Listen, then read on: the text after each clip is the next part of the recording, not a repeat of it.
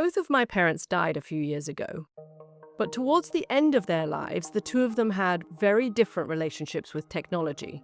My mum barely used her phone. She always thought it was somehow trying to work against her. But my dad was different. In his later years, I saw him get a bit quieter, a bit lonelier, and I watched as his screen time skyrocketed. I don't think this story is unique. Many of my friends and co-workers say they notice the same thing among their parents and grandparents. Some of them even say they're more concerned about their parents being exposed to social media algorithms than they are about their teenage children. Recently, The Atlantic writer Charlie Warzel published a great piece about why so many older people are spending more and more time on their screens, and whether us children ought to be more concerned about it. When did you start noticing this shift, and what made you think it was more than just a handful of these individual anecdotes? So this probably happened in the winter or the holiday season of 2024. I got a message from a friend who went home and brought the grandkids and did the whole travel trip. And they said almost the entire visit, they couldn't get the grandparents to play with the kids, to engage. And when they would ask them questions and, conversations and things like that, on the couch in those dull holiday moments where you're just killing time, they were just on their phones. They were just scrolling. And that they seemed like agitated, right? They were consuming a lot of political content. They were just enveloped. And I thought a little bit to my own experience. My parents have a slightly healthier relationship to their phones, but I see it sometimes. So I put out a call on social media and said, is anyone seeing this? And I was absolutely flooded with messages from people. And it felt to me very ironic because this is a switch on the usual dynamic, right? There's so many people who are so worried about what these phones are doing to their kids and these unhealthy relationships between children and smartphones, and the idea that that there's a vulnerable mind at risk there.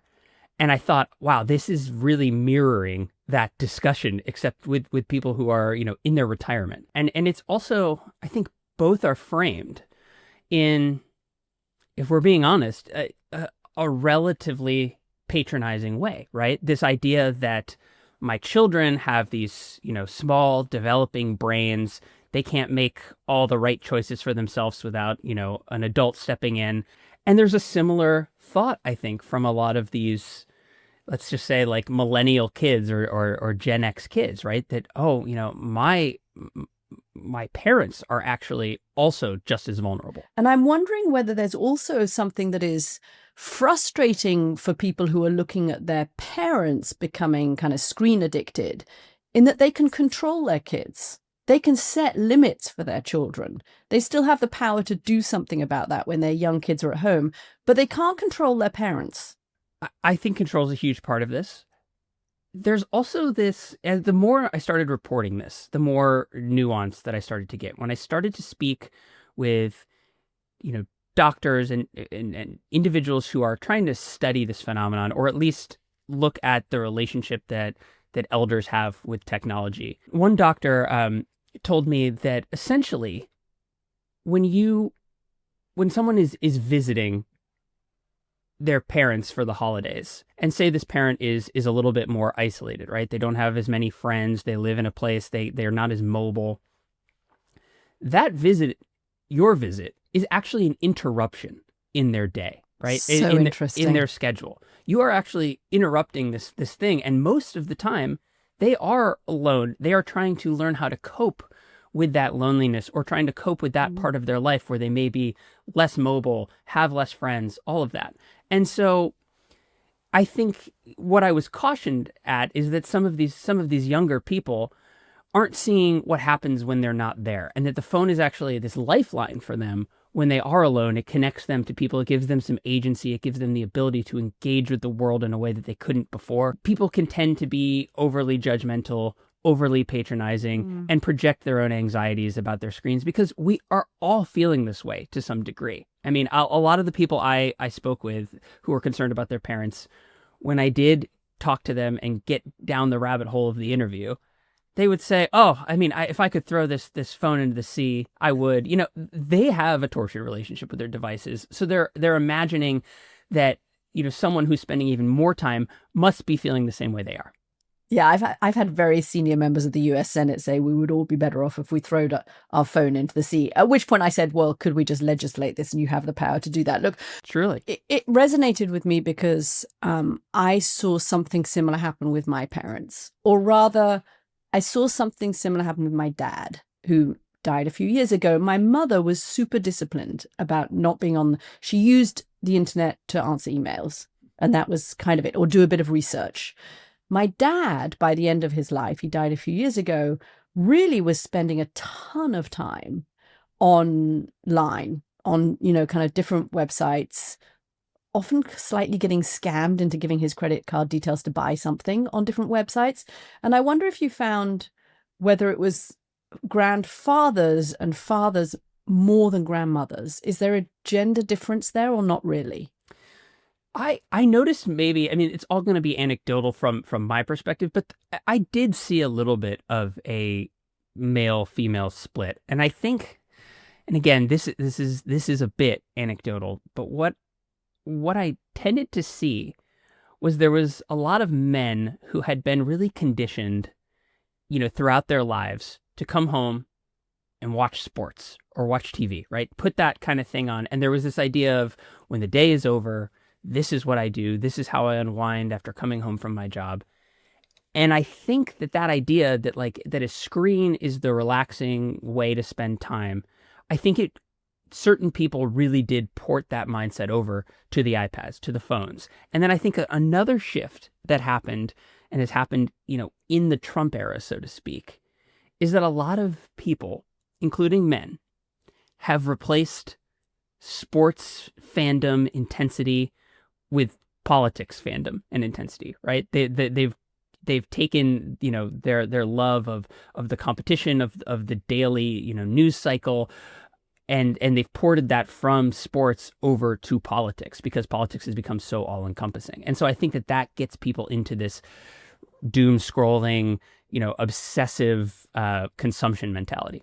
We live in a world where people are living longer. The idea of a sort of nuclear family of grandparents, parents, grandchildren all living in the same house or even in the same city has kind of disintegrated. And we have a lot of very lonely older people. And as their friends die off, they become even lonelier because that is effectively their community. But the underlying problem, it seems to me, is perhaps even worse than it used to be. When I talk to a couple of these doctors, they notice that there is a genuinely surprising level of adoption among elders with the chatbots. They are taking them up as fast as any segment of the population, especially because they're connected via voice. You can just speak to these chatbots and they will, respond back. So people are starting to use them as, hey, surf the internet for me, tell me this fact. And they're using it to kind of learn about the world in a relatively healthy way. And what a few of these researchers have said is they see this, though, developing very quickly, perhaps more quickly than it would with, a 40-year-old or a 20-year-old, into this parasocial relationship with the chatbot, into, okay, well now, I am lonely. I don't have a lot of friends around. This is someone I can talk to all day and they will never get tired of me. They will just keep responding to it. And that's where you can, it rings a lot of alarm bells for these people. Sometimes the relationships are perfectly healthy, but it's a technology that is evolving so quickly, and the literacy varies so much with people in that elder bracket that there's a potential for, real problematic relationships. Is the problem, though, the technology itself? I mean, in a way, if you're sitting at home and you're lonely, isn't it better to be talking at least to a chatbot than to not be talking to anybody? Or is it that the risk is that they start talking to the chatbots and their actual real human interactions drop off? Is that the concern? This was the concern, I think, with so many family members, right? Which was, all year you look forward to this visit. There's so much pressure. Bring the kids. Let's do. Let's see the family. And then the moment comes and there's this distraction, right? There's this, that they're not being present. They're not spending the time in a quality way. But again, it is so complicated, because when you talk to a researcher, they will say to you, someone who is, let's just say, on a crossword puzzle app, right? 8 hours a day. That is like a brain workout for someone, right? That is a way to help, ward off some of the mental deterioration, some of those, those cognitive illnesses that can befall people who are a little bit older. It's a great way to stay sharp, to stay engaged, to feel connected to something. And there's so many different, WhatsApp and even places like Facebook that a lot of younger people aren't.